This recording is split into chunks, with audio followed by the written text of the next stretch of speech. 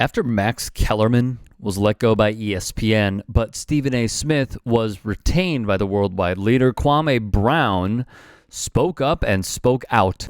My thing is, these guys should look at it as a blessing in disguise. They know that they had to read a script of what somebody else told them to say. It always seemed like the real brothers get fired. How did Jalen Rose get fired before Stephen A. Smith? How did they get rid of? I'm telling you, they don't want y'all to know about real basketball. On his YouTube channel, Brown disagreed with the moves. I think you guys should reevaluate your situation. So you motherfuckers out here, young boys, grown men, all of you, it's not too late. Get on your independent, make content. This is a model that many are following, including former FS1 and ESPN host Marcellus Wiley and ex-ESPNer Dan Le Batard, who launched Meadowlark Media, but that's just to name a few. ESPN, use it as a stepping stone, man. Don't let nobody fire you. How about that? All you men that made so much money in your life, start leaping out on faith. Put your own content out there. People rock with it, they rock with it. Stop asking for a job. Stop taking a job. I'm sure all these guys are they're financially set. Now it's time to leap out on faith. Show your kids that you could do something that nobody can take from you. I'm all about showing my kids. I don't give a how much money I make. It's going to be mine. If it's $10, it's going to be my $10. And I ain't going to have to split it with nobody but Uncle Sam. It's going to be my $10. Kwame is talking to us on YouTube. Let's take his example of if I make X amount of dollars, it's mine. Okay, just as an example. Via Finance Buzz, YouTube partners typically earn an estimated rate of 30 cents to $2.50 per 1,000 views, although some creators earn more. YouTube takes about 45% of the ad revenue generated by a channel. The other 55% goes to the creator. So yes, I agree that it is good to go independent. If you can go independent, 1,000% do it.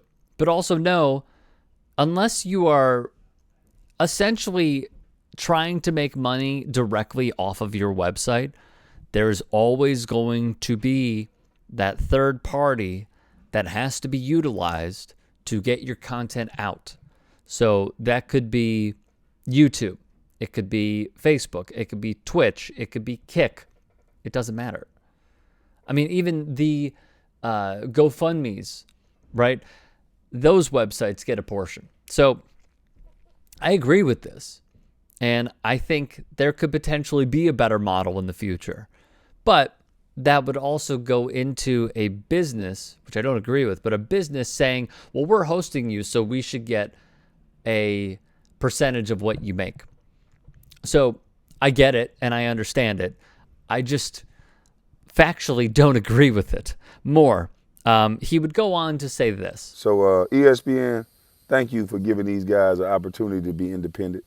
I don't think these guys should look at this as a setback. I think they should just look at this as a stepping stone. The media is changing. While this is the way, let's set the record straight here. Oh, I do agree. The media is changing. And to some degree, it's changing for the better and for the worse. What do I mean by that? For the better, now you are having people who are able to do their own thing, work their own schedules, and potentially make more. I think that's a fantastic thing. The negative is, in the past, we have seen how ESPN has been a pillar of sports media, and now it honestly just seems like a time filler. And that's sad to me. It's sad to me to see the yesteryears of Keith Olbermann, Stuart Scott, Susie Colbert, Linda Cohn, Robin Roberts, all of these fantastic broadcasters, Rich Eisen, Dan Patrick, and now seeing what it has become. And in turn, what Dan Le Batard said to Stephen A's face when he hosted Stephen A for an interview, saying, I hate what you've done to sports media. It was there for the taking. Stephen A and Skip Bayless just took it. So here's my last thing. Seeing all the ESPN layoffs suck. Anybody who has been in that position knows it sucks. What I will say is Jalen Rose has started to do interviews with many notable figures on his podcast. one that I would absolutely love to be a part of and speak to Jalen Rose, whether on or off the record, because I really like what he does. Second, there is a ton of backlash to, well, they kept Malika Andrews. We're going to address that in another video. The third is I'm really curious to see what Max Kellerman does here. I do believe that if he does go independent, starts his own YouTube channel, and has like the simulcast per se of just recording video of a podcast he launches and then post it on YouTube or post the clips on YouTube and TikTok and what have you, he will have a strong following. He will.